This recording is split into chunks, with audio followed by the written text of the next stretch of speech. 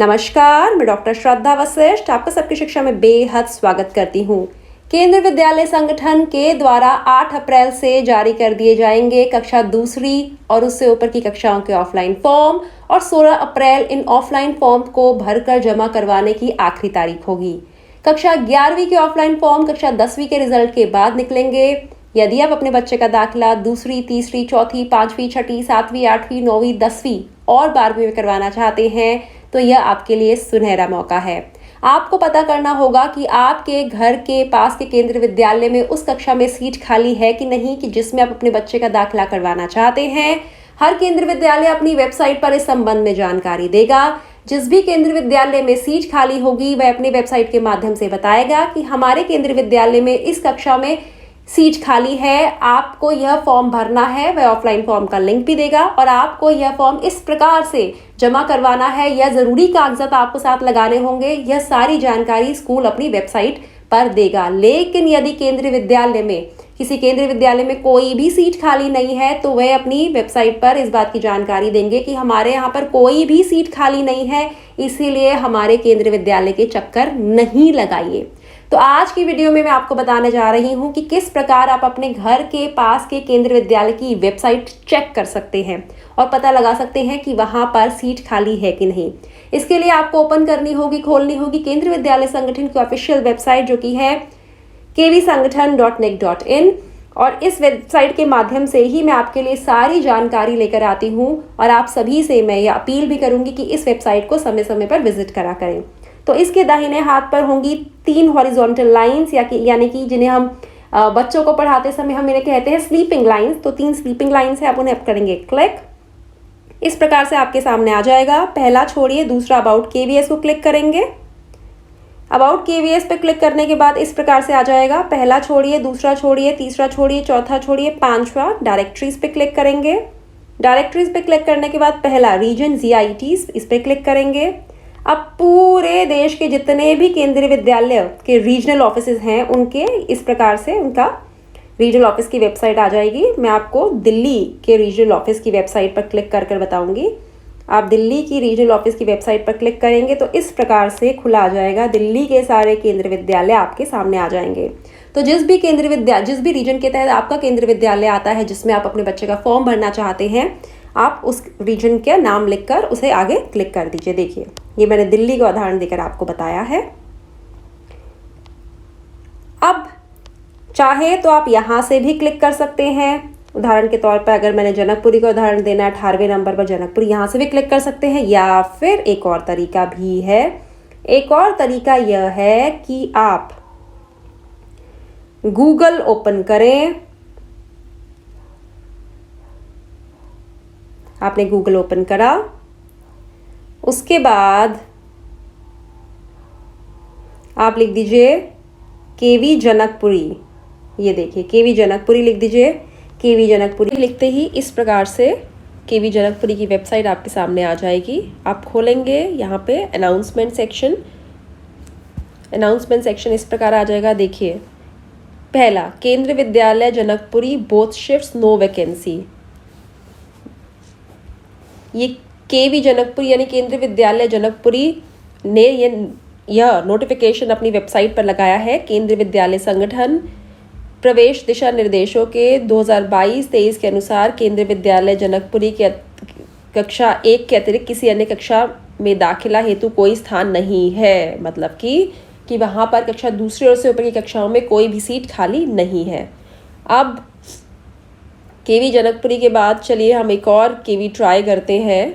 अब हम ट्राई करते हैं केवी विकासपुरी, क्योंकि जनकपुरी के साथ ही सटा हुआ है विकासपुरी। एक और जगह ट्राई करते हैं।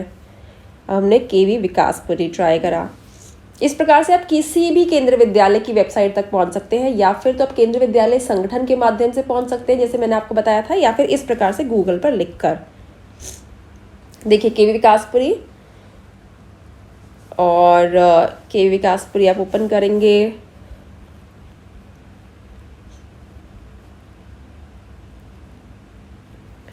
अनाउंसमेंट्स खोल लेते हैं हम। नो वैकेंसी एडमिशन नोटिस, इस पे भी लिखा हुआ है व्यू केंद्रीय विद्यालय विकासपुरी में किसी भी कक्षा में सीट खाली नहीं है, इसलिए एडमिशन फॉर्म नहीं दिए जाएंगे। कृपया एडमिशन फॉर्म के लिए संपर्क ना करें। इन्होंने भी साफ साफ लिखा हुआ है।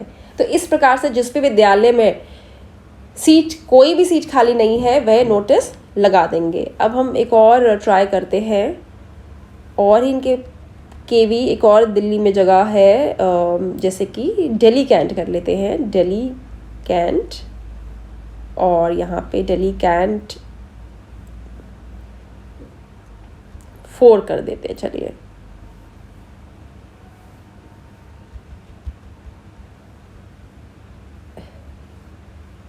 फोर, और अब इसे सर्च करके देखते हैं। इस प्रकार से आ जाएगा नंबर 4।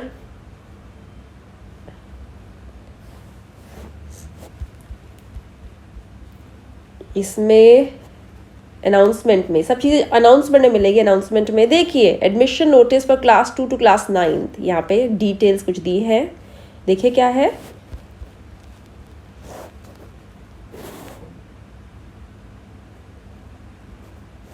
देखिए ये जानकारियाँ दी है। उन्होंने साफ साफ कहा है कि सर्व साधारण को सूचित किया जाता है कि कक्षा 2 से 9वीं तक वार्षिक सत्र हेतु कुछ रिक्तियां हैं, यानी कि यहाँ कुछ सीट्स खाली हैं। इस संदर्भ में विद्यालय द्वारा उपरोक्त कक्षाओं में प्रवेश हेतु आवेदन आमंत्रित किए जाते हैं।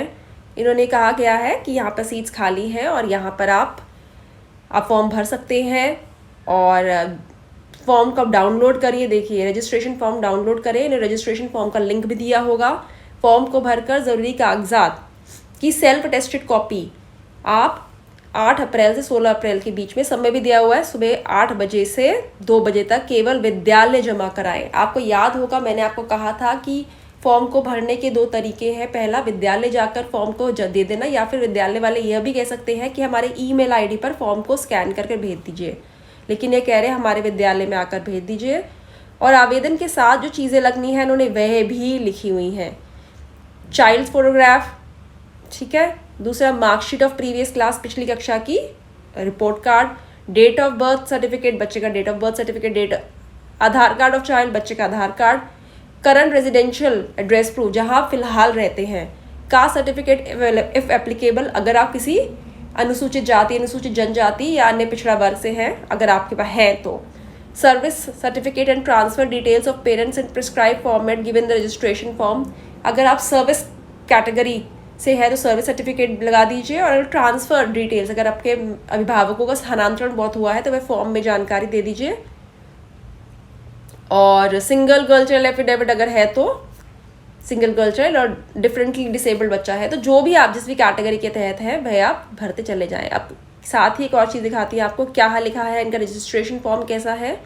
यह इनका रजिस्ट्रेशन फॉर्म है, इसे आप जो आप पर लागू है, पहले वाला तो आप भर देंगे, बहुत ही आसान है, आप भर देंगे। उसके बाद सर्विस कैटेगरी में है तो आप ये भर देंगे। स्टेट गवर्नमेंट है, सेंट्रल गवर्नमेंट है, नंबर ऑफ ट्रांसफर्स, जो आप पे लागू होता है वह भर देंगे बस।